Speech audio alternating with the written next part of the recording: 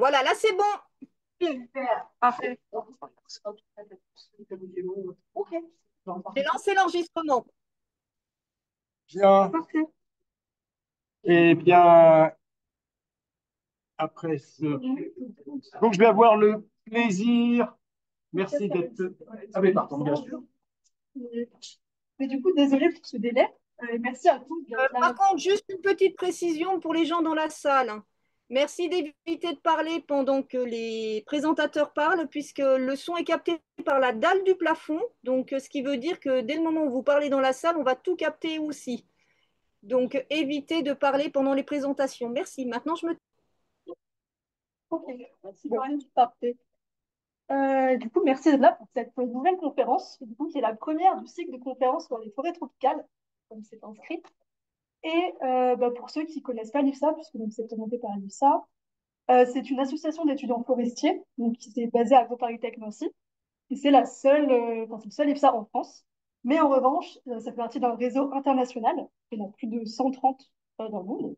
Du coup, ce qui permet de faire des actions à l'international, genre des voyages, qui est très cool. Et également des actions plutôt locales, donc sur Nancy, comme cette conférence. Et du coup, ce cycle de conférences, donc c'est la première qui va être présentée par Bruno Ferry. Je laisse peut-être se présenter d'une meilleure manière. Et on a également la deuxième qui sera ce jeudi à 18h, donc ce sera en visio. Et la troisième sera mardi prochain, 19h, en revanche, également en visio. Donc voilà, puisque les conférenciers et conférencières sont à l'étranger. Du coup, ce sera chouette. Si vous êtes là, ce serait vraiment cool. Et pour finir, ce sera un grand événement. Du coup, une présentation débat. C'est jeudi prochain, le 12. Ouais. Et du coup, ce sera la présentation, la projection d'un documentaire suivi d'un petit débat. Voilà, donc ça serait chouette. Et sinon, après, il y aura également un pot pour un apéro. Donc, restez ici, ce sera cool pour Dans le discuter. parc de Gros-Paris-Tech. Pour des bières. Et du coup, voilà, de bonnes conférences. Et je donne la parole à Bruno. Merci, Ivana.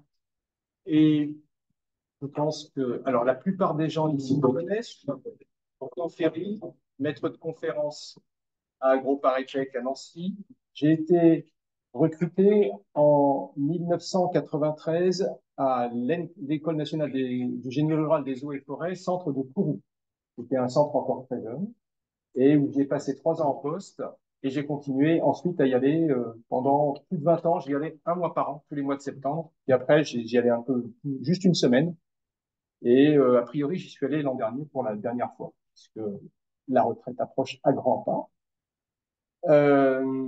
Et puis avant ça, j'avais une première expérience tropicale de 5 ans en Inde, euh, mais après, dont je parlerai pas trop dans mes diapositives un petit peu à un moment. Donc ça, on va faire une petite promenade où je vous parle de choses, des choses que je connais.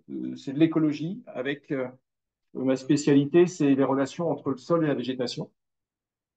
Et au travers de ce que je vais vous présenter, en fait, c'est de l'écologie des forêts tropicales, mais des forêts en général. Le milieu tropical permet de faire de l'écologie à portée beaucoup plus grande que ce qui s'applique aux forêts tropicales. Bon, par contre, les milieux tropicaux sont particulièrement intéressants. Ils ont des enjeux qui leur sont propres. Et donc, il y a 3 grands enjeux écologiques à portée mondiale. Et je vais vous demander d'en citer, de les citer. Qu'est-ce que vous diriez qu'il y a comme grands enjeux? Alors, la déforestation, ça, c'est ce que je vais dire comme menace ensuite, effectivement. Et après, qu'est-ce qui est, en quoi est-ce que les forêts tropicales contribuent fortement à la richesse du monde? Oui. La préservation de la biodiversité. Très bien. Donc, les forêts tropicales humides, c'est l'écosystème terrestre qui a la plus forte biodiversité. Voilà. On a aussi les coraux qui sont très, très forts en biodiversité. Autre gros enjeu environnemental. Oui. La régulation du climat. La régulation du climat, très bien. Ce que j'ai placé en troisième et en deuxième, j'en ai un autre. Une société. Alors, il va y avoir les sociétés, ça va venir. Et, bon, c'est pas très grave, je vais le mettre.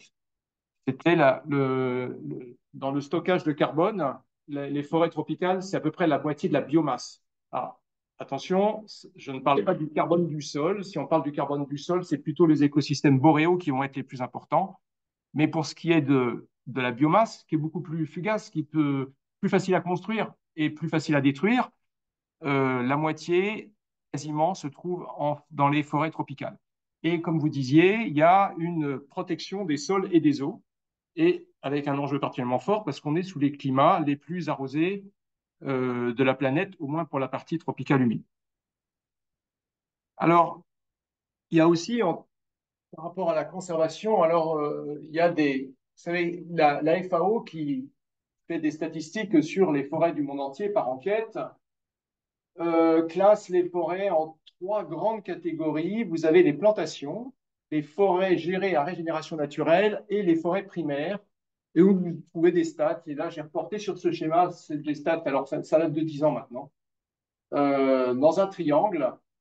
Et les pays donc, sont colorés selon le climat dominant. En vert, vous avez le climat tropical, voilà, climat froid, tempéré, aride.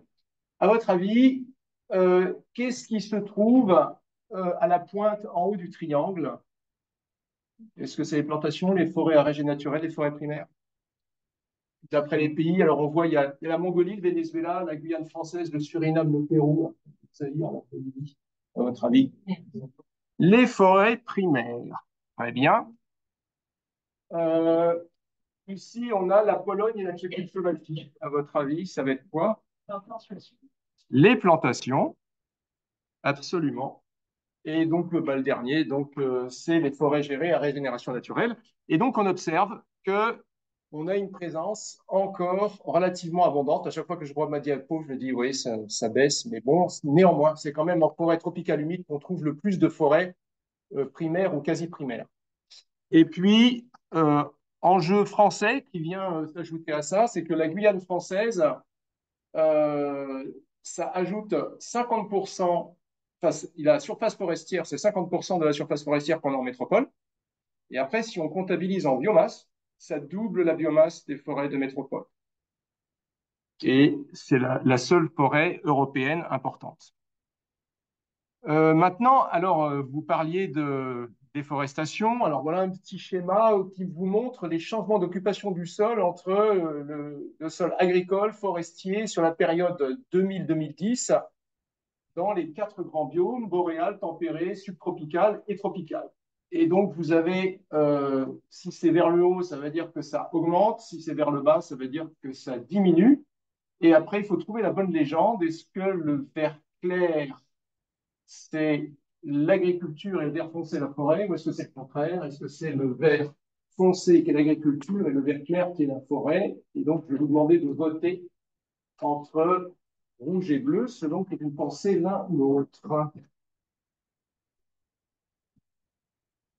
Alors, je vois déjà, il y a une moitié de la salle ici qui est très active, qui a déjà brandi ses cartons. L'autre moitié de la salle, un petit peu plus lente. Oui, merci Oscar pour le jaune. Et donc, la bonne réponse, bravo à l'immense majorité, était le rouge. Donc, en forêt, en milieu tropical, on augmente la surface agricole et on baisse la surface forestière massivement, alors qu'en milieu tempéré, c'est l'inverse. Et pourquoi? Eh bien, parce que massivement, on déforeste beaucoup pour l'agriculture, ça peut être de la culture familiale, de l'élevage, et puis des cultures industrielles comme le soja ou le palmier à huile. Et puis enfin, quelqu'un l'a cité aussi, il y a des enjeux aussi qui sont très importants pour les gens qui y vivent. Donc les peuples de la forêt qui vivent de chasse, de pêche, de culture sur brûlis. On a, bon, j'avais trouvé quelques articles de journaux, mais on n'arrête pas d'en trouver, d'en écouter à la radio, des pires et des encore moins bonnes. Ils sont régulièrement chassés dès qu'on trouve de l'or ou du pétrole ou simplement pour cultiver, on a tendance à les chasser, mais je suppose que ça sera au programme du 12 de. Et après, c'est du 12 aussi. Ouais. Alors, après ce petit aperçu des grands enjeux, un aperçu maintenant des grands types de forêts à l'échelle de l'ensemble des tropiques. Vous voyez ici deux cartes, une carte avec les forêts dans le monde en haut et en bas une carte avec les grands climats classés en cinq très grandes classes. Euh, et petite question, est-ce qu'il n'y a pas de forêt si le climat est trop froid ou trop sec, trop venteux, pas assez éclairé, trop chaud? Alors, il y a une réponse qui est bonne dans le tas, qui est franchement meilleure que les autres.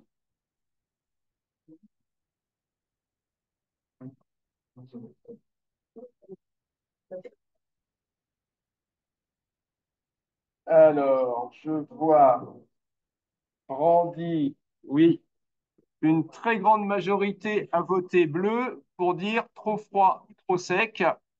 C'était la bonne réponse. C'est effectivement dans les climats polaires et dans les climats désertiques qu'on ne trouve pas du tout de forêt. Et vous pouvez retenir, le facteur limitant, c'est d'avoir de l'eau liquide.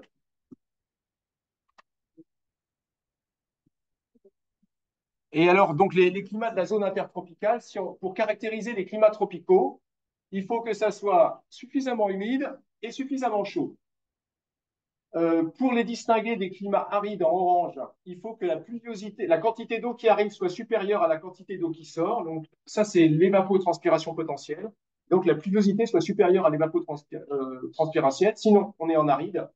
Et que la température du mois le plus froid soit supérieure à 18, sinon ça rentrera dans la catégorie tempérée.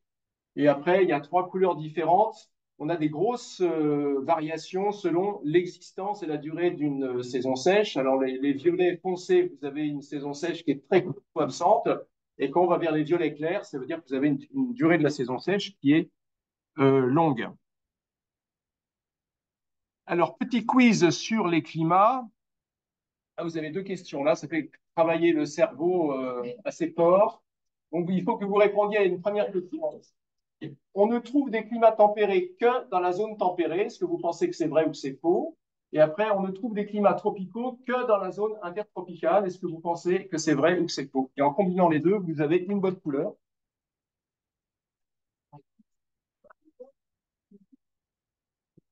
Alors, j'avais oublié de dire, la zone intertropicale, c'est ce qui était délimité par les deux pointillés blancs qui sont liés à la course du Soleil.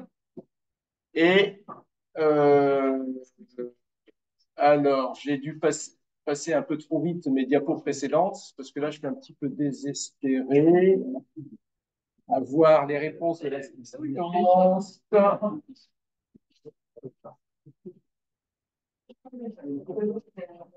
Allez, je vais passer vite. La bonne réponse, c'était jaune. Bravo à Chloé et au fond aussi. Donc, les climats tropicaux, on ne les trouve que dans la zone intertropicale. En revanche, on va trouver des climats tempérés dans la zone intertropicale. Quand vous montez en montagne assez haut, quand vous êtes dans les Andes, en haut, à un moment, vous êtes dans un climat qui va se rapprocher d'un climat tempéré, même s'il sera différent d'une autre parce qu'il y aura moins de variations saisonnières. Alors, distribution, maintenant, on regarde, il y a différents types de forêts avec les gens distinguent des grandes catégories. En vert foncé, les forêts sempervirantes, en vert clair, semi-sempervirantes, et puis après, décidues ou demi-décidues. Et puis, alors, qu'est-ce que ça veut dire? Sempervirente, ça vient du latin, ça veut dire toujours vert, et c'est dans les régions plutôt pluvieuses à courte saison sèche. Vous avez ici deux images, une forêt sempervirente à gauche, c'est en Guyane, une forêt décidue à droite, je ne sais plus, en Afrique, mais je ne sais plus quel pays. Euh, la forêt sempervirente, ben, les arbres, donc il y a une période sans feuilles qui est courte et qui va être différente selon les espèces et même au sein d'une même espèce selon les arbres. Tandis qu'en forêt décidue, vous avez une période défoliée qui est longue et qui est très majoritaire pour presque tous les arbres. Alors, petit quiz. Pourquoi les arbres perdent-ils leurs feuilles? Pour se reposer, pour éviter de transpirer, pour renouveler les tissus qui font la photosynthèse et pour donner moins de prise au vent. Alors, il y a deux bonnes réponses. Vous avez le droit d'utiliser deux cartons. Alors, je vois une immense majorité qui répond tout juste. Félicitations, c'était bleu et vert. Ceux qui n'ont pas répondu juste, ne vous désespérez surtout pas. Donc, pour éviter de transpirer et pour renouveler les tissus qui font la photosynthèse. Alors, pour éviter de transpirer, c'est évident dans les forêts décidues, mais dans tous les cas, il faut renouveler les tissus parce que vous avez des chenilles, des tas d'herbivores qui vont vous les attaquer. Puis après, de toute façon, tout vieillit et donc il faut toujours renouveler. Si on fait maintenant une petite séquence latitudinale simplifiée, donc je vous ai déjà et qui vous montre les grands types de végétation quand on va d'un transect hypothétique qui va du pôle jusqu'à l'équateur. Vous avez en bleu une courbe de la pluviosité moyenne, en rouge une courbe de la température moyenne. Et bon, avec ce petit schéma, c'est un grand classique qu'on trouve dans des bouquins, on voit que le premier facteur de la distribution des forêts, c'est l'eau, on l'avait déjà dit. Et il y a aussi un facteur important qui va être la température, parce que selon que vous avez du gel ou pas du gel, les arbres vont avoir des adaptations qui vont être très différentes. Alors, maintenant, en tant que pédologue, je suis content de vous présenter le même petit transect, mais cette fois-ci en rajoutant une partie extrêmement importante qui est le sol. Et pour rajouter le sol, alors j'ai distingué ça aussi, hein, ça se trouve dans les bouquins, ce qui est vraiment le sol, et puis après ce qu'on appelle l'altérite et après la roche. Alors l'altérite, quand on regarde de loin, on a l'impression de voir de la roche, vous voyez des traits blancs là sur du gris, et vraiment quand on est devant, on a l'impression que c'est dur comme de la roche. Ce qu'il y a, c'est quand vous plantez votre pinette, pouf, ça rentre dedans comme dans du beurre, donc c'est tout mou. Ça a été entièrement transformé en minéraux argileux. Mais il y a la structure de la roche, et alors que là, il n'y a plus du tout la structure de la roche, et puis en milieu tropical, c'est souvent dans les couleurs rouges et jaunes dues en raison des oxydes de fer qui ont été complètement libérés et qui peuvent exprimer leur couleur. Alors, le premier facteur de l'épaisseur du sol, c'est la pluviosité. Là encore, comme pour la végétation, et il va y avoir deux raisons. La première, c'est que c'est l'eau qui va fabriquer les sols. Ça va ça va hydrolyser les minéraux. Et la deuxième raison, c'est que l'eau, elle est complètement indispensable à la végétation et que le couvert végétal est complètement indispensable pour conserver le sol. Il ne suffit pas de fabriquer, il faut éviter que ça parte par l'érosion. Donc, il faut du couvert végétal. Et le deuxième facteur, ça va être la température, parce que quand il fait plus chaud, tous les processus sont plus rapides. Vous voyez, vous avez des sols qui sont beaucoup plus profonds en milieu tropical qu'en milieu tempéré, mais ce phénomène, ça va plus vite quand c'est plus chaud, n'explique absolument pas une différence aussi colossale d'épaisseur de sol entre le tropical et le tempéré. Il y a une autre raison, c'est, quelqu'un aurait-il une idée? C'est en fait, il ne faut pas penser qu'au climat actuel, il faut penser au climat passé. C'est-à-dire que nous, on a eu, oui, exactement, on a eu les glaciations qui nous ont raboté les sols et qui nous ont fait partir à zéro il y a 10 000 ans.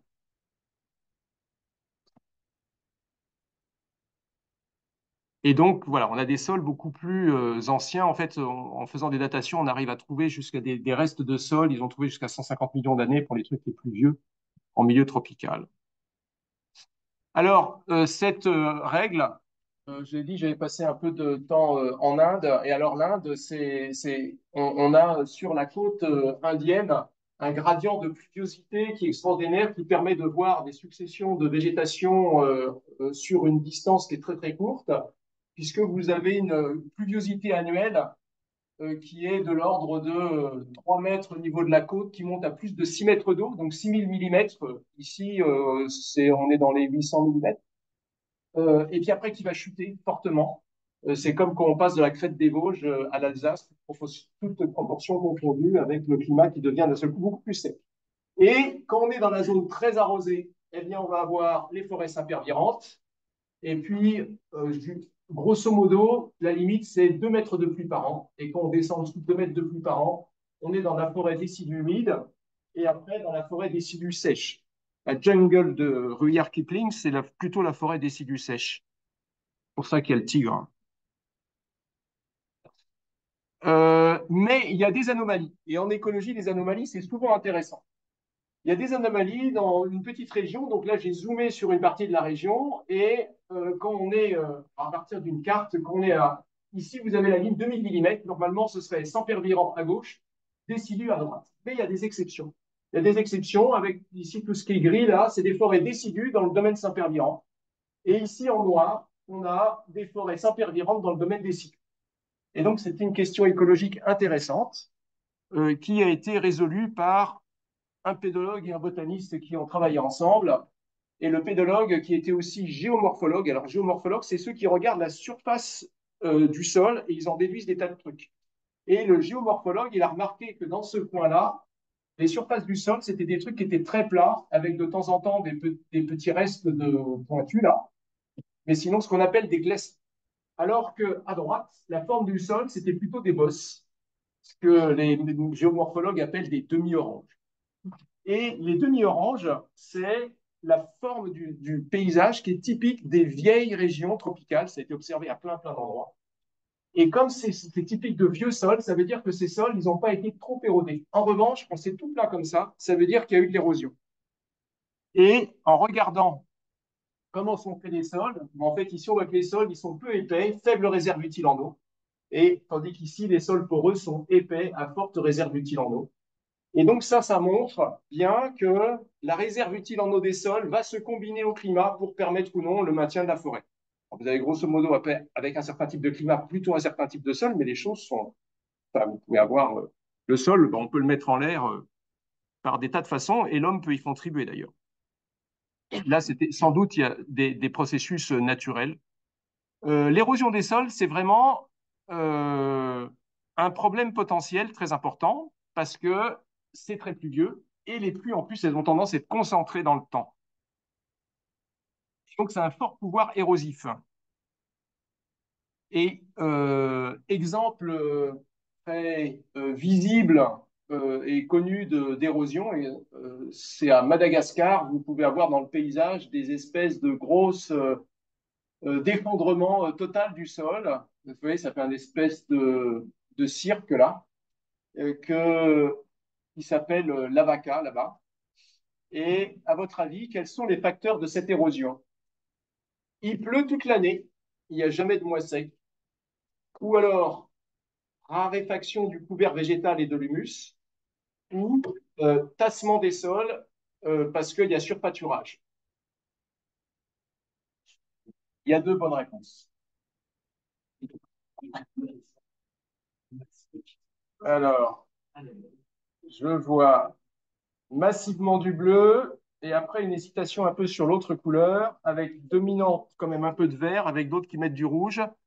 La bonne réponse, c'était bleu et vert. Le fait qu'il y ait des pluies toute l'année, ça, c'est typiquement, on est dans le climat breton. C'est pas très gênant, au contraire. Euh, du coup, parce que la végétation, elle n'est pas stressée. Et quand la végétation n'est pas stressée, elle protège bien. En revanche, si vous avez du tassement, qu'est-ce qui va se passer? Eh bien, vous allez retirer la porosité et l'eau, si le sol est tassé, l'eau, elle ne peut pas descendre dans le sol et du coup, elle va glisser. Et alors, ça va nous permettre de parler de l'eau, qui va agir avec deux façons très différentes. Vous avez ici l'eau, quand elle arrive au sol, il y a un choix un peu binaire, si on veut.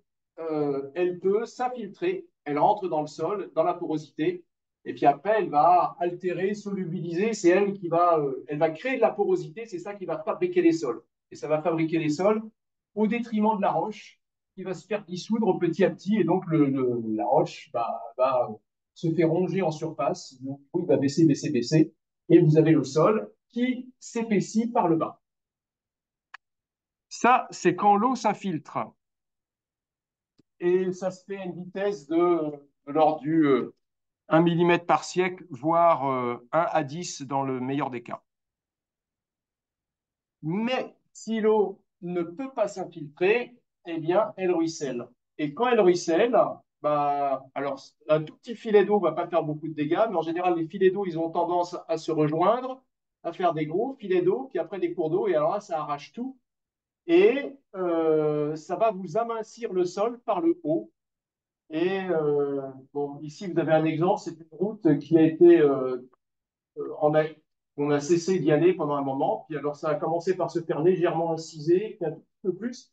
Et dès que ça commence, que la partie supérieure qui protège est entamée, en général, dessous, c'est très facile à se faire entamer et ça creuse très, très profondément. Donc, avoir un bon bouclier qui vous protège en surface, c'est super important. Et qu'est-ce qui va assurer ça? Alors, il y a plein de choses qui contribuent à la protection. La litière, déjà, les feuilles, ça vous protège de l'effet splash. Vous avez comme une grosse goutte qui arrive, splash. Et ben, si la grosse goutte, elle tape sur un petit agrégat de sol, elle peut le faire éclater. Euh, Ensuite, vous avez en surface la matière organique, des racines, les galeries de la faune, tout ça, ça va vous faire une très grosse, une grosse porosité. Tout ce qui est porosité, c'est bon parce que ça permet à l'eau de s'enfoncer. Le biologique, donc, est très important près de la surface. Et dessous, on va avoir quelque chose qui est très caractéristique des sols de la région tropicale. C'est que pour le voir, alors à l'œil très exercé et en devinant un peu, on arrive à le voir. Et on le voit mieux si on prend une loupe binoculaire. Ici, vous avez une image à la loupe binoculaire. Ça, c'est 0,5 mm. Et on voit que le sol, c'est un amas de plein de petites boulettes qu'on appelle des micro-agrégats qui font entre 0,1 et 1 mm. C'est un assemblage de kaolinite, d'argile et d'oxyde de fer. Et ce truc-là, ça va donner une très bonne macroporosité. Donc, ça va permettre à l'eau de bien s'infiltrer en profondeur. Et vu les quantités d'eau qui tombent chaque année, eh ben, c'est vraiment très utile d'avoir ça. Et le truc important à savoir, c'est que ça, c'est très, très, très, très, très long à se faire. Le biologique, encore, ça se reconstitue dans des délais assez raisonnables. Mais ces micro-agrégats se sont formés sur le très très long terme et donc c'est une ressource non renouvelable. Ça veut dire que quelque part, il y a un capital de sol qui a des bonnes propriétés physiques qu'il est important de conserver. Et donc dans les pratiques agricoles ou forestières, c'est quelque chose qui peut être utile, ou minière, qui peut être utile d'avoir en tête. Je passe à un troisième chapitre, production forestière et fertilité. Euh, alors, la production des écosystèmes s'évalue. Les écologues, ils ont quelque chose qui s'appelle production primaire nette. Je suis sûr que vous avez tous déjà entendu parler de ça. Enfin, tous, la plupart d'entre vous, en tout cas, euh, ont dû entendre cette notion. Donc, c'est la quantité de matière organique qui est formée chaque année par l'écosystème. Et si c'est un champ agricole, c'est pas un champ de blé, et que vous avez juste une culture, ça va être tout le blé qui a été produit, la paille, le grain et tout ça. Vous séchez, vous ramenez à la surface, et s'il n'y a que ça dans l'année, ben voilà, cette masse-là, c'est la production primaire nette. Dans les forêts, alors d'âge différent, c'est plus subtil. On va distinguer au moins deux grands compartiments qu'on arrive à peu près à mesurer. C'est la production de matière organique qui a une durée de vie relativement courte. Les feuilles, les fleurs, et même les toutes petites branches, c'est fabriqué, puis après ça va tomber, même si c'est quelques années. Mais ça va pas être sur la durée de vie de l'arbre. Et ces trucs-là, pour les mesurer, il suffit de mettre plein de paniers par terre et puis d'attendre suffisamment longtemps, d'être patient. Puis après, on ramasse, on pèse, on sèche. On fait ça proprement, si possible plusieurs années, parce qu'il y a éviter les phénomènes de variabilité. Et vous allez évaluer la production de matière organique à durée de vie relativement courte. Puis vous avez la matière organique a une durée de vie qui peut être très très longue, qui va durer la durée de vie de l'arbre, c'est le tronc, les grosses branches. Et donc, la production de biomasse pérenne, on ne peut pas du tout faire pareil. Pour ça, on va utiliser des inventaires.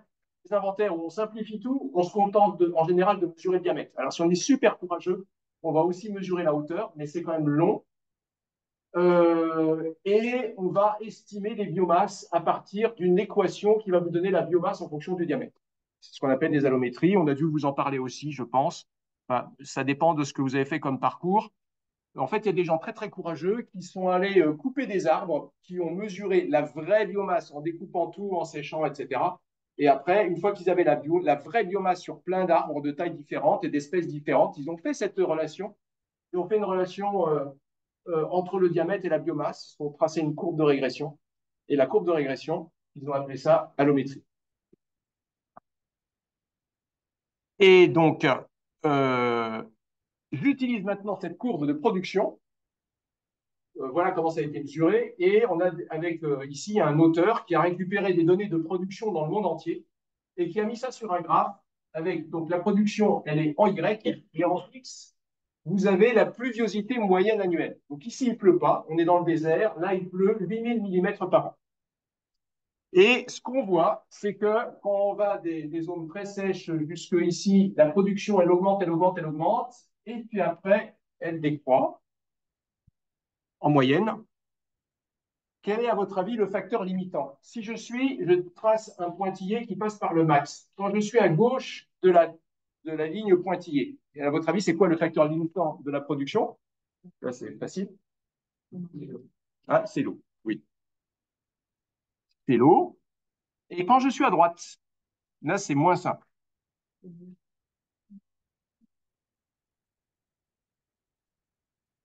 Il y a plusieurs réponses possibles d'ailleurs.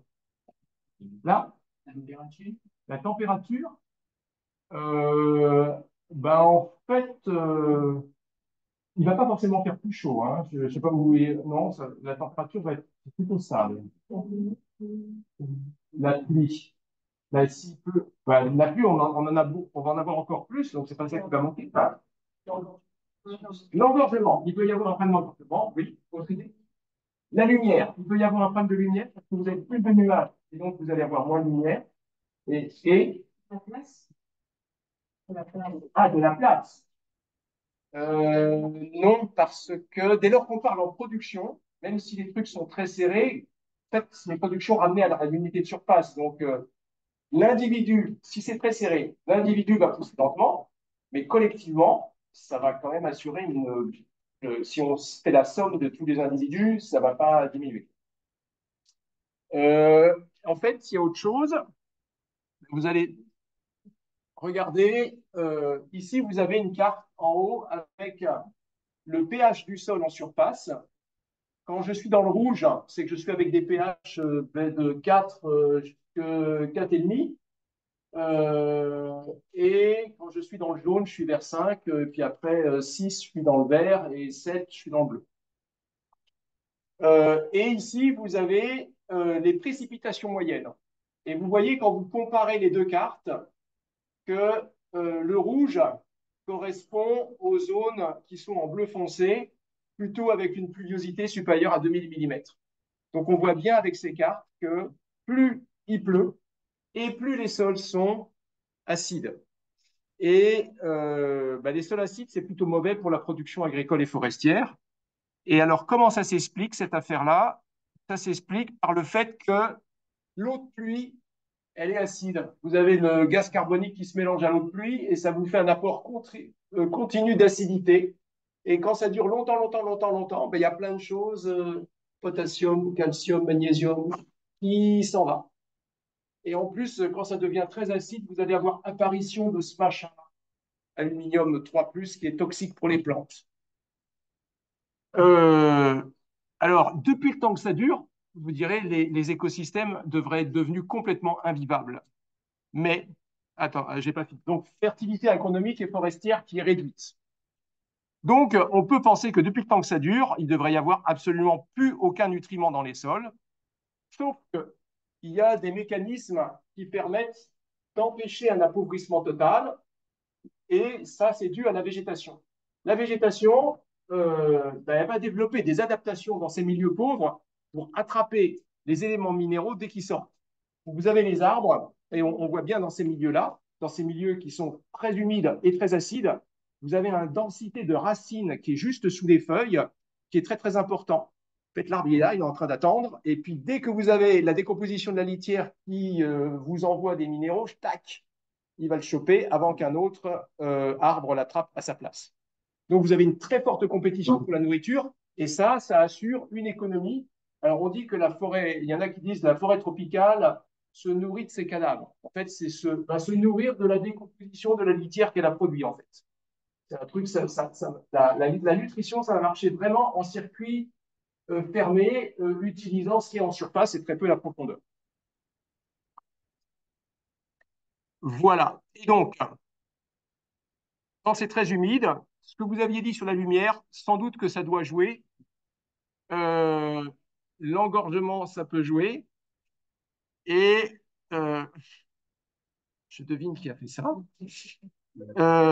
Et les nutriments, c'est ça qui est dans la littérature pointé le plus souvent. Et pour vous en donner un petit exemple, ici, bon, je vous montre rapidement une carte d'estimation de la productivité sur l'ensemble de l'Amazonie. Vous avez des petits ronds rouges. Plus le rond rouge est gros, plus la production est forte. Ça varie de 1,5 à 5,5, donc de 1 à 3. Vous avez un facteur 1 à 3 sur la production primaire nette. Et on voit que là où il y a les plus gros. Alors, le modèle climatique que je vous ai montré avec la courbe en cloche, il est complètement dans les choux. Il n'arrive pas à vous prédire ça. Tout simplement parce que ce n'est pas le climat qui explique les choses. C'est que dans l'Amazonie, ici au pied de l'Amazonie, on a des sols jeunes qui sont riches en nutriments, alors que ici, dans le centre de l'Amazonie, on a des très vieux sols qui sont pauvres en nutriments. Et donc, si on fait un petit récap sur les grandes caractéristiques des sols tropicaux, qu'est-ce qui caractérise un vieux sol tropical qui est bien protégé de l'érosion? Deux questions encore. Attention les cerveaux. Vous avez une question sur ce qu'on a vu juste avant, la structure micro-agrégée assure une bonne percolation de l'eau en profondeur. Et on a une fertilité chimique élevée. Bon. Et donc, j'applique ces deux. Les vieux sols tropicaux ont une structure micro-agrégée qui assure une bonne percolation de l'eau en profondeur. Vous pensez que c'est vrai ou c'est faux? Les vieux sols tropicaux ont une fertilité chimique élevée. Vous pensez que c'est vrai ou c'est faux? Je vois massivement du jaune, ça me remplit de bonheur, ça veut dire que vous m'avez bien suivi.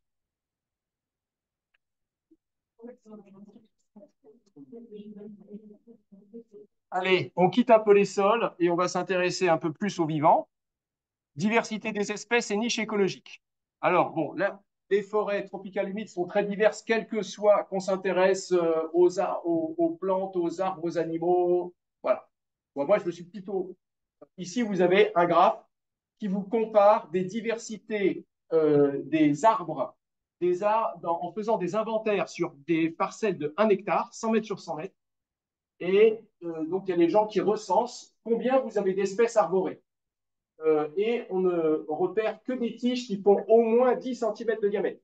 10 cm de diamètre, voilà, ça fait ça. C'est déjà des assez belles bêtes.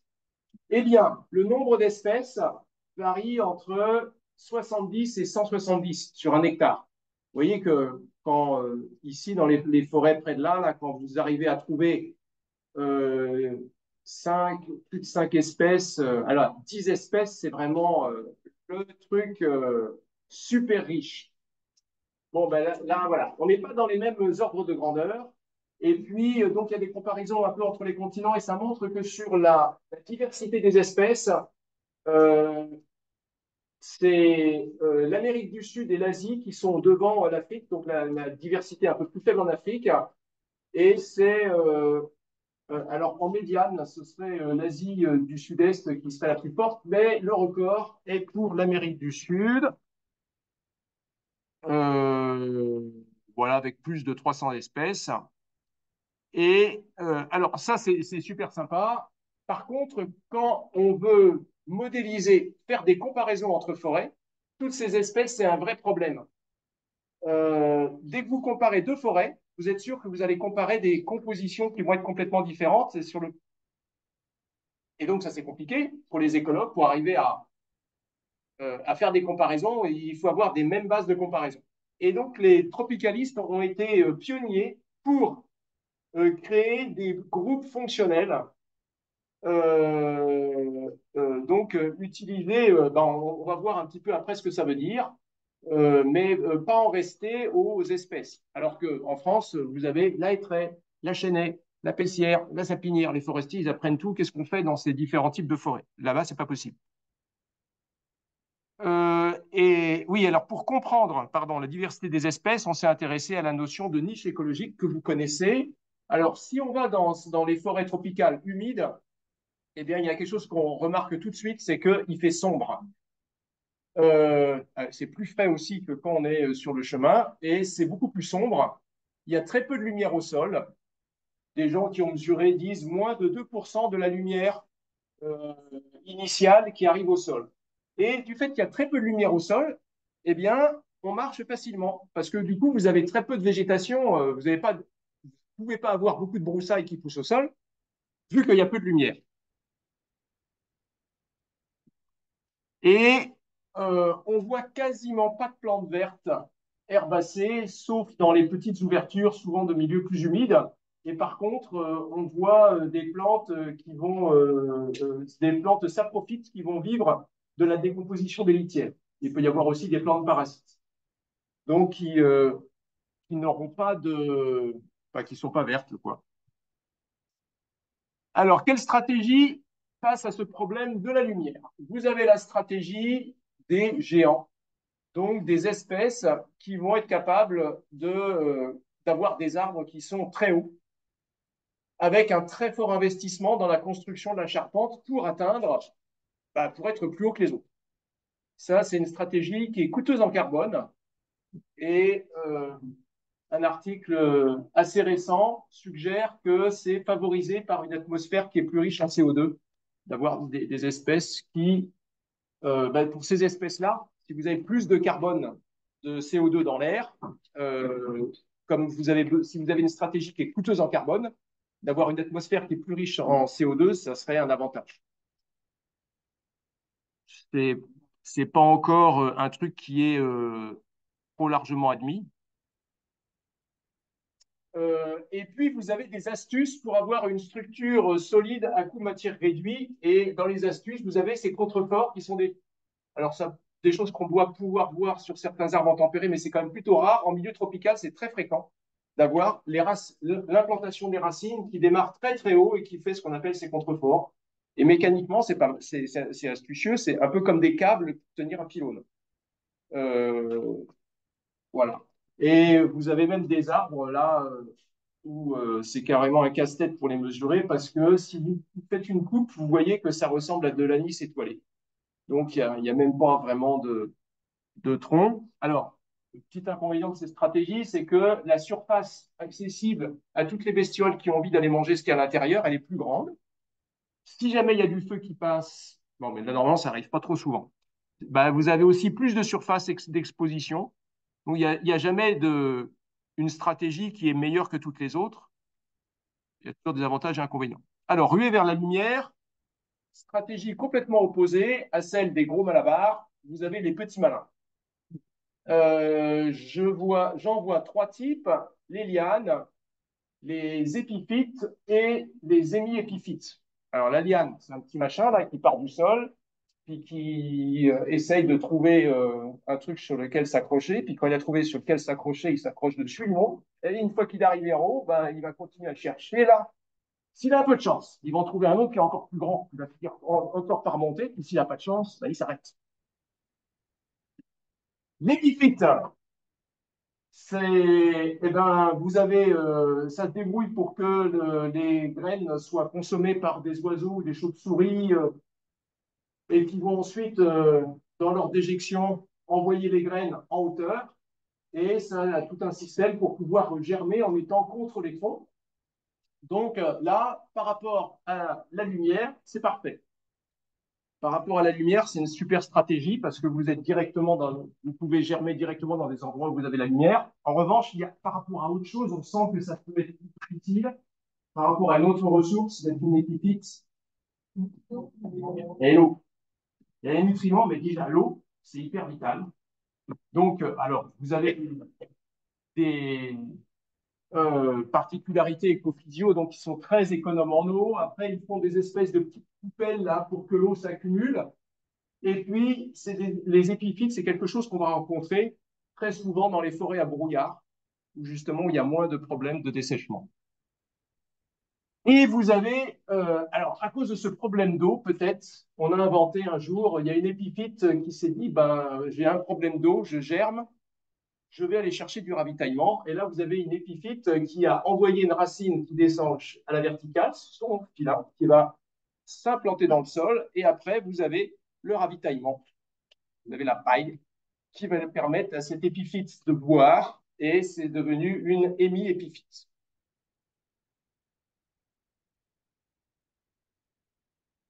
Bon, autre stratégie par rapport à la lumière, vous avez les frugaux qui disent, moi, je vais pousser lentement.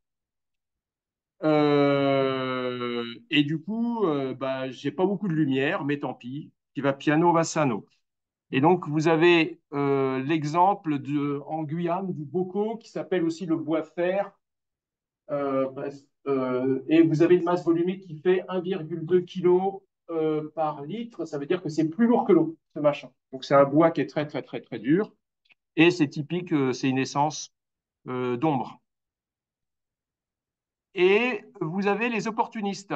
Alors, les opportunistes, c'est ceux qui vont savoir utiliser les bonnes occasions. Les bonnes occasions, eh bien, c'est quand vous avez des taches de lumière qui vont arriver à l'improviste, souvent parce qu'il va y avoir un chablis. Qu'est-ce que c'est qu'un chablis? Vous savez que les arbres, pour mourir, il y a deux grandes façons de mourir pour un arbre. Vous pouvez sécher sur pied, puis au bout d'un moment, vous allez finir par tomber, mais vous serez tout sec, vous ne ferez pas trop de dégâts. Et vous pouvez, vous avez le pied qui est un petit peu fatigué, à un moment, paf, un coup de vent, et là, vous tombez avec tout le branchage, tout le poids, et ça, si vous êtes gros, ça peut faire du dégât.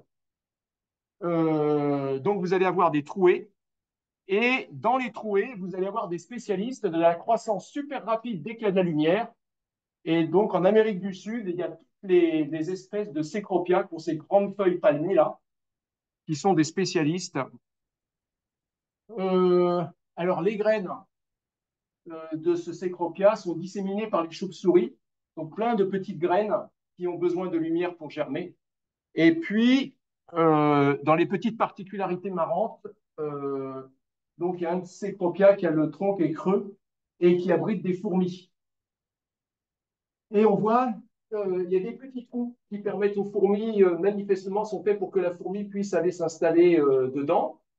Donc, le fait qu'il y ait systématiquement les mêmes espèces de fourmis qui soient sur ce cécropia, ça veut dire que quelque part, le cécropia, il l'a cherché. Quelle peut être l'avantage? Et les fourmis, elles vont, de temps en temps, elles vont aller dans les feuilles, elles vont lui manger un petit peu les fruits. Quel peut être l'intérêt pour le cécropia de faciliter le fait d'avoir des fourmis qui s'installent sur le tronc? Hein?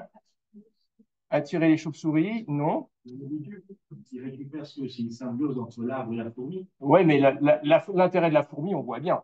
Et l'intérêt de l'arbre? Les fourmis, ça ne libère pas des oligo-éléments. Oh, ça pourrait peut-être, mais il y a une autre fonction a priori plus intéressante. Très bien, Ewen, la protection contre les autres. C'est-à-dire qu'on a les fourmis qui sont là, mais les fourmis, c'est un peu votre milice qui va vous protéger contre tous les autres herbivores qui voudraient grimper. Donc, c'est la société de gardiennage. Bon, quiz stratégie d'espèce. Alors, donc, deux grandes stratégies. Mais ça, vous l'avez déjà tous vu en cours, je suis sûr. Vous avez les stratégies. Il y a une opposition entre les espèces pionnières et les espèces tolérantes à l'ombre. Et là, il y a un certain nombre de caractéristiques qui les distinguent. Alors, par exemple, les graines, si je vous dis qu'une espèce a des grosses graines disséminées à courte distance, vous pensez que c'est une espèce pionnière ou une espèce sciaphile tolérante à l'ombre? Je vois du vert partout, vous pensez que c'est grosse sciaphile, c'est exactement ça. Germination, la germination qui est différée parce qu'il lui faut absolument de la lumière, ça, c'est plutôt rouge. Très bien. Ensuite, une espèce à croissance très rapide, mais exigeante en lumière. On est encore dans le rouge, très bien. La densité du bois qui est plutôt élevée. Vert, parfait.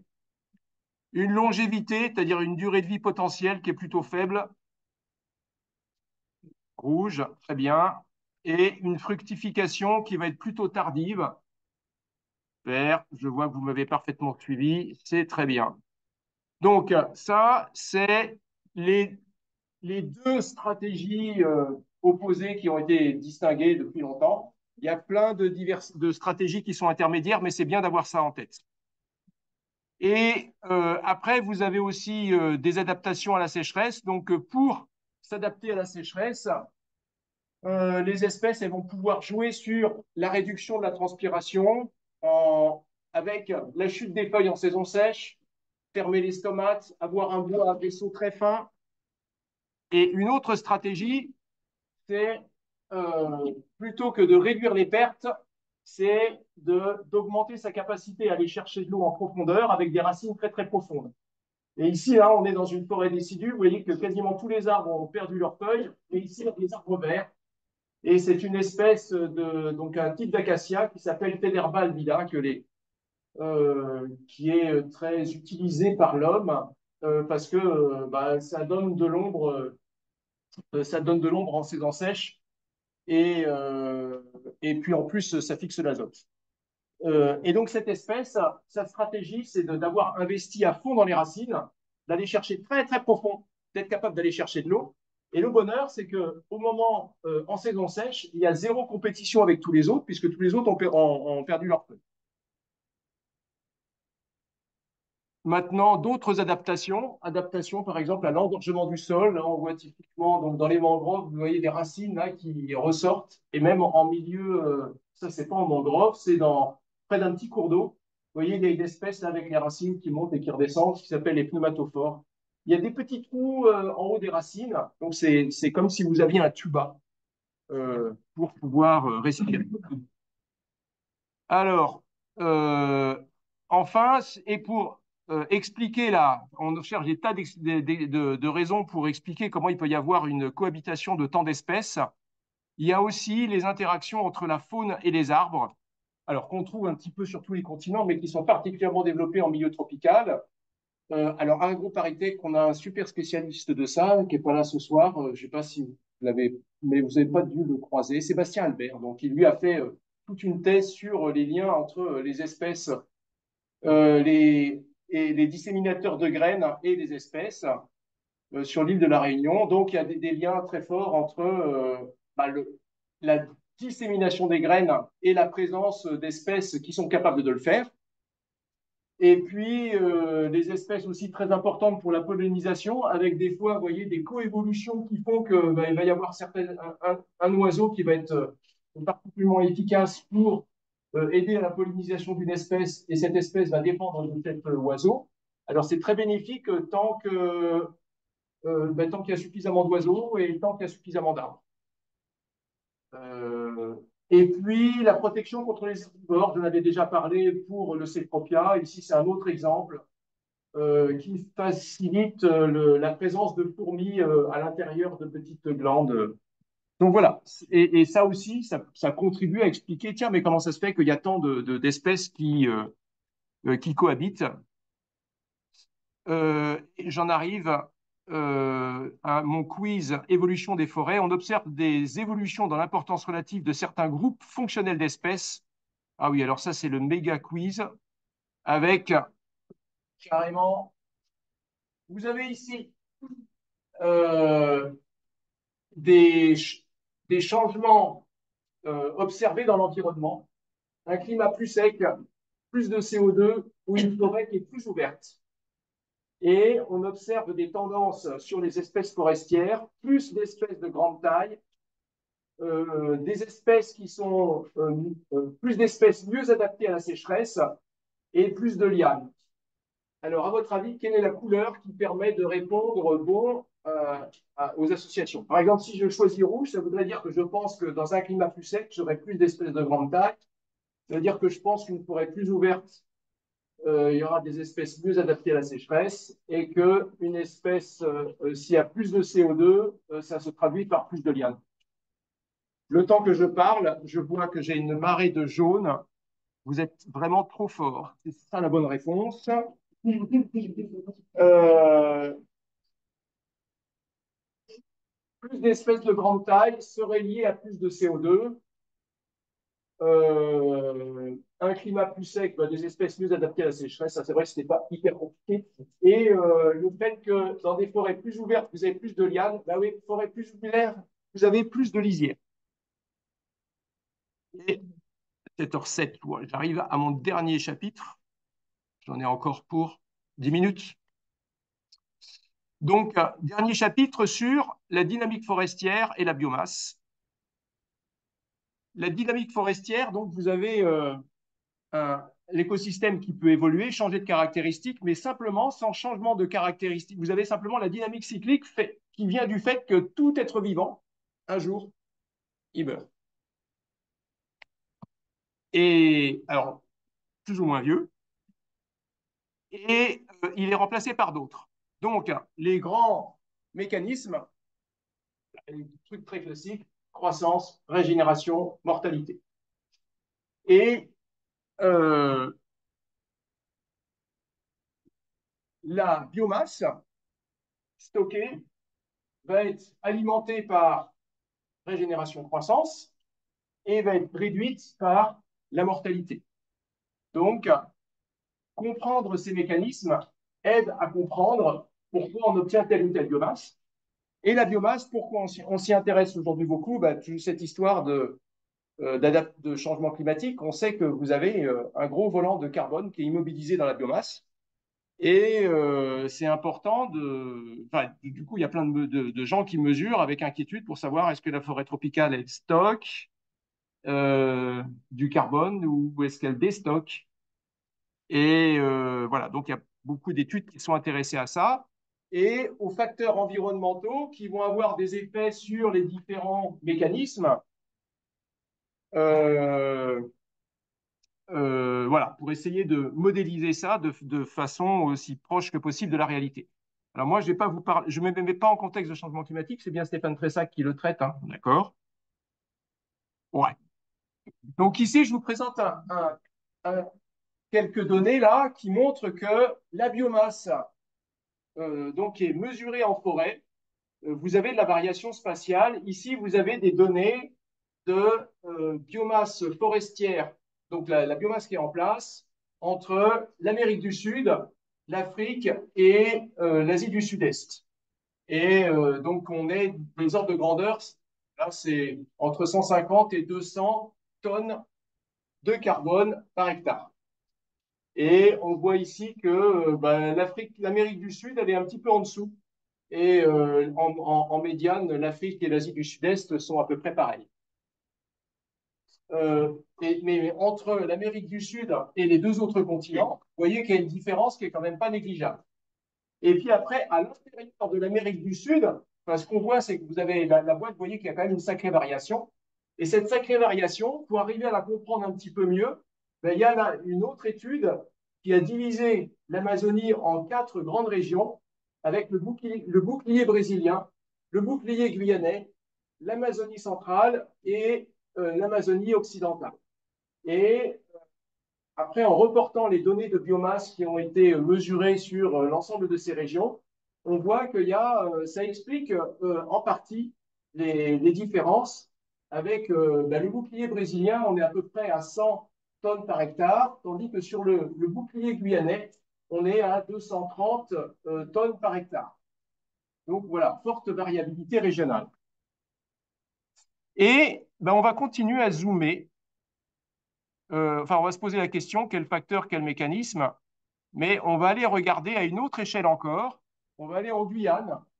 Et en Guyane, il y a un très gros dispositif de recherche qui a été monté et entretenu par le CIRAD depuis 1984, avec une idée au début qui était de comparer de la forêt témoin avec de la forêt avec des traitements sylvicoles.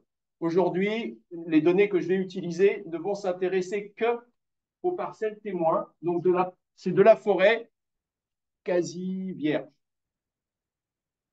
Les arbres qui sont pris en compte, c'est les arbres qui sont de diamètre supérieur à 10 cm. On ne travaille que là-dessus. Ça fait déjà, il faut mesurer sur chaque hectare de l'ordre de 600 à 700 arbres. Et le travail a été fait donc, sur des parcelles qui font 6 hectares 25. En fait, ça fait 150, ouais, 150, non, 250 mètres sur 250 mètres, les parcelles. Et voilà, moi, je vais m'intéresser à la forêt primaire, c'est T0. Et sur ces données en forêt primaire, moi, je me suis intéressé aux effets du sol sur un certain nombre de choses. Il se trouve que les parcelles, c'était pas le but à l'origine, mais il y a des cours d'eau qui passent. Et les cours d'eau, ils vont entraîner des différences de sol, ça va entraîner de la pente. Vous avez des petits cours d'eau et de part et d'autre des cours d'eau. On voit que quand on vient en saison des pluies, alors soit on y va plutôt avec des grandes bottes parce que ça va être très humide et très boueux. Euh, et ça va générer, ça va avoir des tas d'effets. Donc, on a un gros gradient avec des sols qui sont souvent remplis d'eau et donc pas d'oxygène en bas, alors que ce n'est pas du tout le cas en haut. Et alors, il y a un effet aussi, alors les pédologues ils aiment bien voir ça, c'est un effet sur la couleur des sols qui est remarquable, c'est-à-dire que quand vous êtes tout en bas, les sols ils sont devenus, c'est en noir et blanc. Tout le rouge est parti. C'est à cause de ces problèmes d'engorgement et de pas d'oxygène, le fer il a complètement disparu. Bon, le fer, les plantes elles s'en fichent, les couleurs a priori elles s'en fichent. En revanche, d'être avec les racines dans un milieu où il n'y a pas d'oxygène, ça, on peut penser que les arbres ne s'en fichent pas. Et alors, un peu de patience. Donc, j'ai regardé quelques indicateurs des forêts et il y a un indicateur que tous les forestiers adorent parce qu'il est facile à mesurer, qui donne des renseignements intéressants. Ça s'appelle la surface terrière. Indicateur de densité du peuplement. Une grosse surface terrière, ça veut dire qu'il y a du bois. Et indicateur de compétition. Si c'est très fort, ça veut dire qu'il y a de la compétition entre les arbres. Et ce qu'on voit, c'est que quand on est. Alors, dans les bas-fonds, c'est en bleu, en vert, c'est le bas de pente, en jaune, c'est la pente, et en orange, c'est le sommet. Eh bien, on voit que la surface terrière, elle augmente quand on va des bas-fonds vers le sommet. Donc, voilà, ça, c'est pour les volumes. Maintenant, si on s'intéresse à la composition, alors, je dis la composition, il y a des tas d'espèces, on se simplifie la vie, et là, j'ai simplifié la composition à l'extrême en regardant juste deux catégories. Les espèces qui ont besoin de lumière et les autres. Donc, besoin de lumière, c'est les héliophiles, et les autres, c'est voilà, les autres espèces. Eh bien, le pourcentage d'espèces qui ont besoin de beaucoup de lumière pour s'installer, il est beaucoup plus élevé dans les bas-fonds que tout en bas. Alors souvent, ça étonne les gens parce qu'ils se disent, bah mince, dans les bas-fonds, normalement, il y a moins de lumière. Alors, il faut vous dire que là-bas, le soleil, la course du soleil, elle est très verticale. Et puis, mon relief, ce n'est pas des trucs qui sont encaissés comme des plateaux calcaires. C'est pas hyper encaissé. Donc, si vous venez juste au moment du lever du soleil, vous avez un petit peu moins de lumière en bas-fond, mais ça dure un quart d'heure. Vous avez un handicap dû à la topographie. Le reste du temps, ce qui va faire la différence, ça va être la végétation. Alors, donc, est-ce que ça vous paraît cohérent d'avoir plus d'espèces héliophiles là où j'ai moins de compétition? Hein, ça a du sens. Maintenant, si vous avez des espèces héliophiles, en termes de densité moyenne du bois, eh bien, on l'avait vu dans les caractéristiques, les espèces héliophiles qui sont plutôt les pionnières, donc les espèces héliophiles ont tendance à avoir un bois qui est plus léger. Et donc, si je regarde la densité moyenne du bois, c'est plus faible et ça augmente. Or, quand je vais calculer la biomasse, c'est grosso modo, c'est la surface terrière multipliée par de la hauteur, multipliée par de la densité. Et quand on fait des calculs de biomasse, eh bien, on voit que je retrouve quelque chose qui ressemble à la surface terrière, mais encore un peu plus marqué. Parce que quand je suis en bas-fond, j'ai une faible surface terrière, et en plus, j'ai des arbres qui ne sont pas très lourds. Et donc, quand vous calculez la biomasse, du coup, ça vous fait encore quelque chose qui est plus petit, ce qui fait que la biomasse en bas-fond, c'est presque seulement la moitié de ce qu'il y a tout au sommet. Ça, quand on fait des stocks de carbone sur des grosses surfaces, mine de rien, c'est des différences qui doivent compter. Donc, ce serait intéressant de comprendre pourquoi. Pour comprendre pourquoi, on a, grâce à ces dispositifs qui sont suivis sur le long terme, on peut calculer des taux de mortalité, entre autres. Alors, le taux de mortalité, c'est le nombre d'arbres qui meurent en une année divisé par le nombre d'arbres que vous avez au total. Et il se trouve que dans ce dispositif-là, et ça c'est très rare, mais le dispositif de Parakou, il distingue des arbres qui meurent sur pied, des arbres qui meurent par chablis. Et on voit que la mortalité sur pied, elle est identique dans toutes les situations topographiques. En revanche, la mortalité par chablis, elle est 2 fois plus forte en bas-fond que sur le sommet.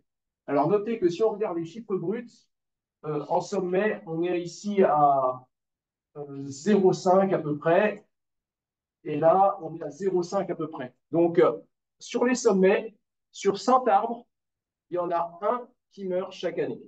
Voilà, facile à retenir, 1%. Et sur les bas-fonds, il y en a plus, ça va être 1,5 à cause des chablis. Et pourquoi? Parce que quand vous êtes dans les bas-fonds, vous avez des sols qui sont souvent avec de la flotte, et donc le sol il est plus mou, et en plus il y a plein d'espèces d'arbres qui se sont installées là sans trop se rendre compte de ce qu'elles faisaient, et qui ne sont pas du tout équipés avec des racines qui sont capables de survivre là où il n'y a pas d'oxygène. Une fois que plus ils grandissent, plus ils auraient besoin de mettre des racines profondes.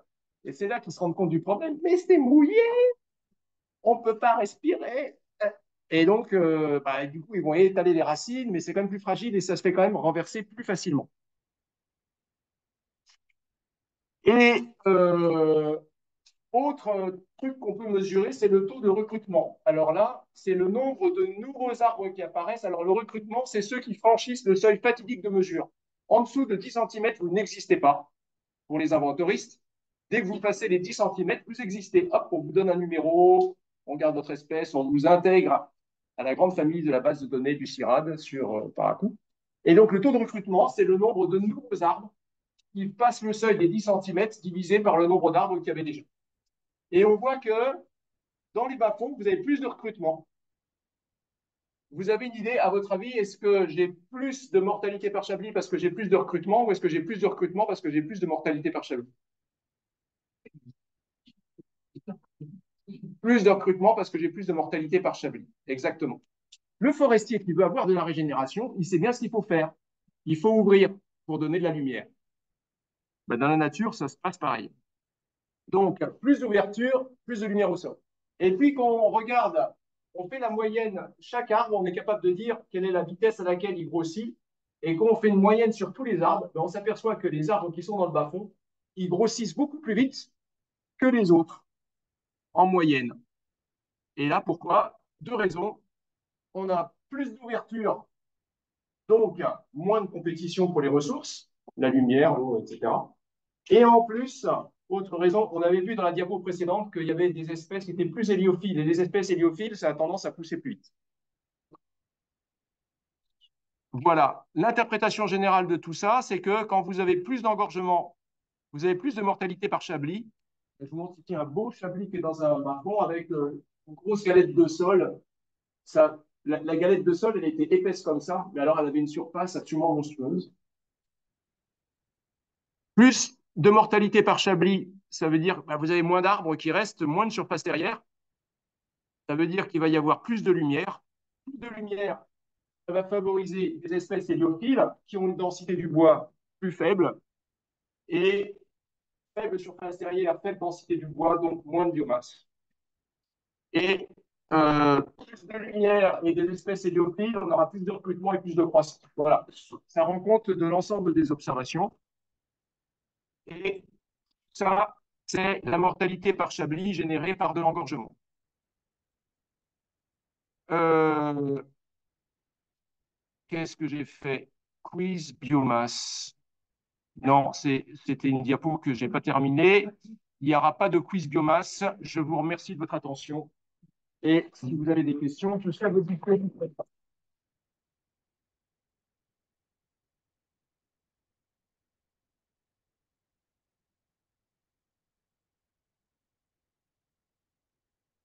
Je vous ai balancé beaucoup de choses, hein.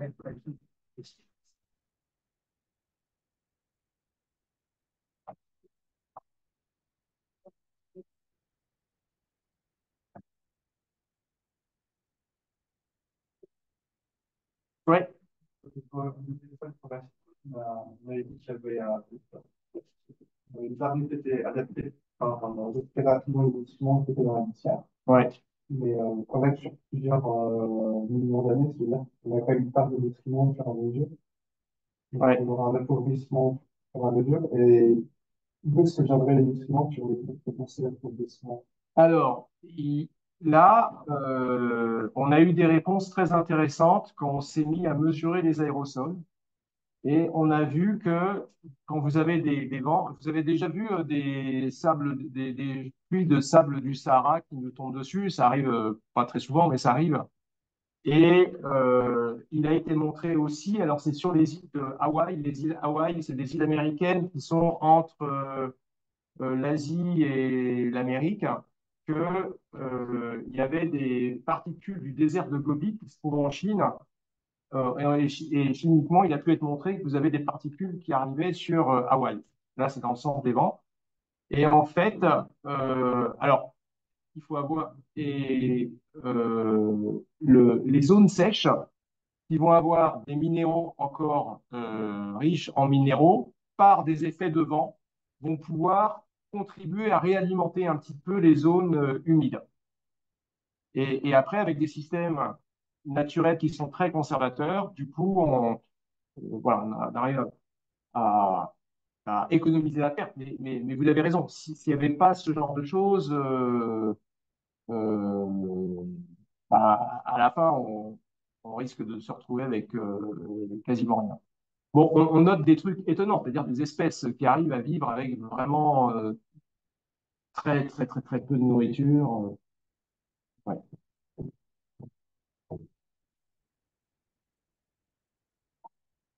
Oui. Avec la perte de couverts forestiers qu'on a avec la déforestation et plein d'autres choses actuellement, ça veut dire que vu les effets de la perte de nutriments avec les pluies, etc., que sur ces territoires-là, il n'y aura plus jamais de forêt de ce type-là, même avec l'apport aérien. Donc, si on a une coupe et qu'on met immédiatement en culture, il ne va pas y avoir trop de pertes.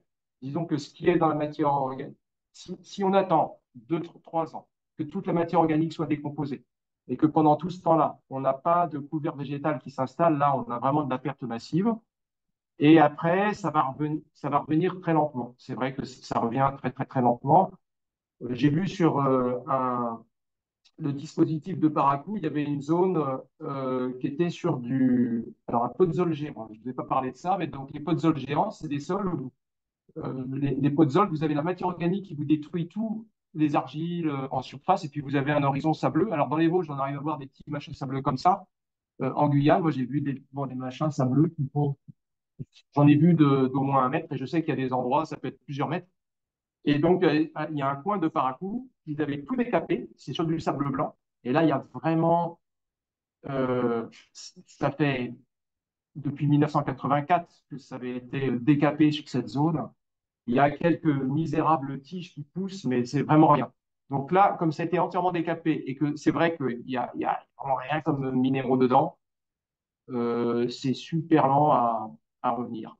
Et bon, après, j'imagine qu'il va y avoir, sinon, par la végétation qui revient, les feuilles qui volent, vous avez de la matière organique qui va revenir aussi par les côtés.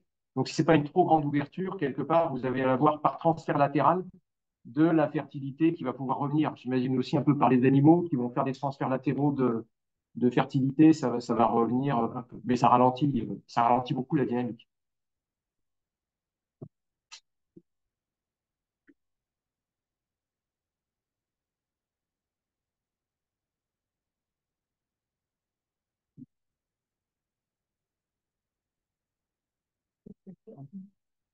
On a peut-être parlé de fertiliser, mais on avait parlé des différences de productivité entre différentes zones d'Amazonie. Ouais. Est-ce que on avait donné les raisons par les sols? Non, c'était vraiment des raisons liées au sol. Après, j'ai pas été archi précis, mais en fait, j'ai regardé dans les publications qui ont, qui ont présenté ces trucs-là. Ils ont pas bien réussi à identifier c'est quoi les éléments qui expliquent vraiment qu'il y a une meilleure production. Il y a un gros truc général que j'aurais pu vous dire, c'est que en milieu tempéré boréal, l'azote limitant majeur, principal, considéré comme étant l'azote. Dans les milieux tropicaux, le phosphore est très souvent encore plus limitant que l'azote. Et ça, une façon très élégante, comment ça a été montré, c'est qu'il y a des gens qui ont utilisé les rapports euh, phosphore sur azote qu'il y a dans les feuilles un peu partout dans le monde. Et on voit que en milieu tempéré boréal, le rapport phosphore sur azote est beaucoup plus élevé et il est beaucoup plus bas en tropical. Et après, du coup, vous pouvez faire des expériences en rajoutant de ceci ou de cela. Et donc, souvent, c'est le phosphore qui serait plus limitant dans ces vieux sols. Ouais, Et sur un sol volcanique, tropicaux, ouais. il y a moins de problèmes de situation de fertilité. Euh, alors, On parlait d'Hawaï tout à l'heure. ouais, alors Hawaï, ce qu'il y a, c'est que Hawaï est intéressant parce qu'il y a toute une série de gammes d'âge. Et selon qu'on est sur des très vieilles laves ou sur des laves récentes, on ne va pas du tout avoir les mêmes problèmes de fertilité. Mais quand c'est très très très peu, il n'y a rien à faire. On converge vers ce qu'il y a ailleurs. Et chimiquement, on voit que, alors on connaît plus sur la Guyane, mais ça doit être vrai un peu partout, c'est que sur des très très très vieux sols, quel que soit le matériau de départ, de toute façon on converge vers la même chose, qui va être un truc acide. C'est très très différent en France métropolitaine, avec des sols qui sont beaucoup plus jeunes. Et là, entre des sols calcaires et des sols sur grès, la végétation, vous voyez, marqueur, c'est hyper différent. Là-bas, pour arriver à voir, en fait, là-bas, les gradients qu'on voit bien, c'est plutôt les gradients liés à l'engorgement, c'est ça qui est le plus net. Bon, puis après, il y a d'autres gradients sur la réserve en eau des sols, mais c'est quand même ça, c'est plus difficile à caractériser. C'est plus les questions de flotte qui sont importantes en milieu tropical. Pour revenir sur la question d'avant, pour un outil comme moi qui génère le phosphore, d'ailleurs, pour en biomasse, pour la biodiversité, parce que l'azote, c'est très croissance, c'est ça? Oui, alors notre ADN, notre ARN, c'est le phosphore est à la base du code génétique. Donc, au moins pour ça, c'est hyper important. Et puis, dans les transporteurs d'énergie aussi, quand on fait la photosynthèse, alors je suis pas du tout physio, moi, hein, mais le phosphore, il a aussi un rôle essentiel dans les molécules qui vont être capables de capter la lumière. Donc, voilà, il a des rôles fonctionnels qui sont vraiment super essentiels. Je réponds ou je réponds pas? Voilà. Et forcément sur la croissance aussi. Ouais, c'est ça. Alors, un petit truc amusant sur le phosphore, c'est que quand on regarde le phosphore total qu'il y a dans les sols, euh,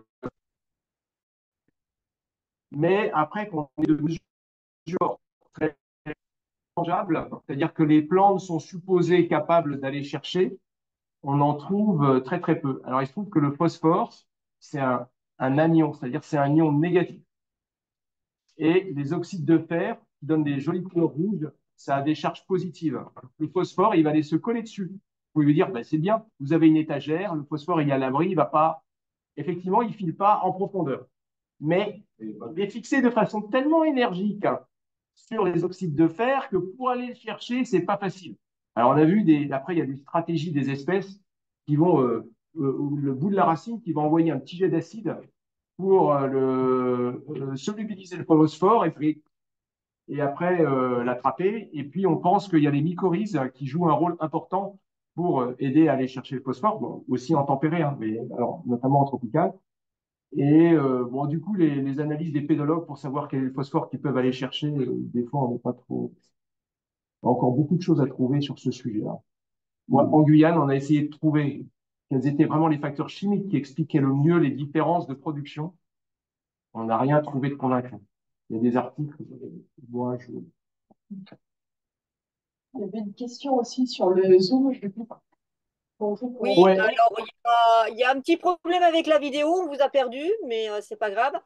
Alors, il y a une question dans le Zoom, dans les questions-réponses, et une question dans le chat. Donc, dans la question pour le chat, c'est comment s'explique cette importante différence de biomasse entre les forêts d'Amérique latine et celles d'Asie et d'Afrique?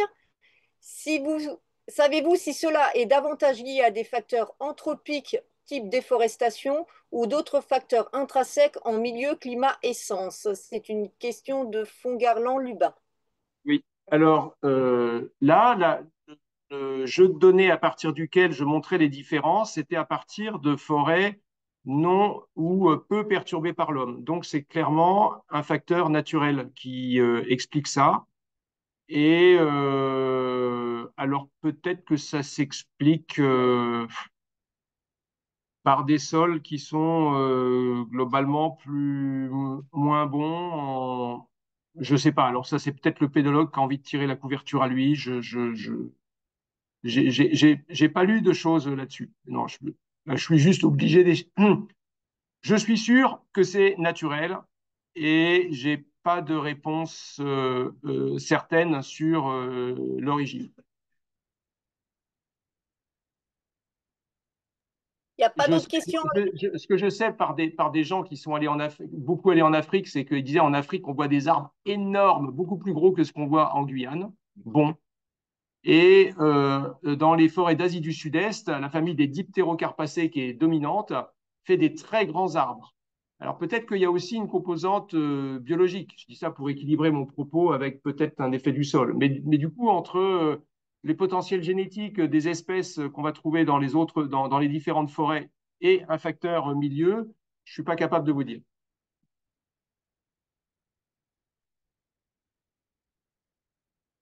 Je n'ai pas d'autres questions en ligne. Bon. Ah oui, bah du coup. Si, si, alors oui, donc c'est simplement Monsieur Fongerland-Lubin qui remercie parce qu'il avait pris la conférence en cours et donc il n'avait pas saisi cette nuance. Merci. Est-ce qu'il y a d'autres questions en salle ou c'est bon pour tout le monde? Dernier, je peux, en même temps. En fait, j'ai lu qu'il y avait une bonne dose des sucres produits par la photosynthèse qui étaient dans nos forêts, hein, chez nous, qui étaient envoyés vers les forêts, qui pouvaient jusqu'à un tiers de la production, la photosynthèse. Et vous n'en avez pas tellement parlé des échanges qui se font entre les arbres avec ces réseaux. Donc, des petites plantes qui n'ont pas forcément accès à la lumière, donc qui ne peuvent pas en fait produire de sucre, mais qui peuvent être alimentées par leurs parents, leurs voisins qui sont plus grands. Et ce qu'on sait en tropical, c'est ce phénomène qu'on aurait tendance à dire qui est encore plus grand, parce que ça paraît plus condensé, ouais, il y a encore plus d'échanges, parce que je pense qu'on a une idée par rapport à nos forêts, donc ce chiffre d'un tiers à peu près du glucose qui peut partir dans le sol, parce que c'est plus grand pour le tropical. Je peux pas vous dire. J'ai pas lu. Euh, j'ai bon, je sais pas. J'imagine que c'est pas facile à mesurer. Hein, Non. Non.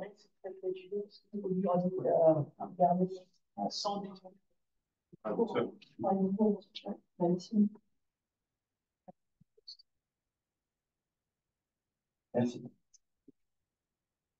Parfait. Est-ce que du coup c'est fini pour tout le monde? Déjà, merci à tous d'être venus. Il y a un petit pot qu'on va faire dans le parc d'à côté. Tout le monde est bienvenu, même les extérieurs, il n'y a pas de problème. Et voilà. Et je vous conseille de suivre Violette qui va vous y amener, parce que c'est elle qui sait exactement. Voilà, c'est une bonne game. Merci.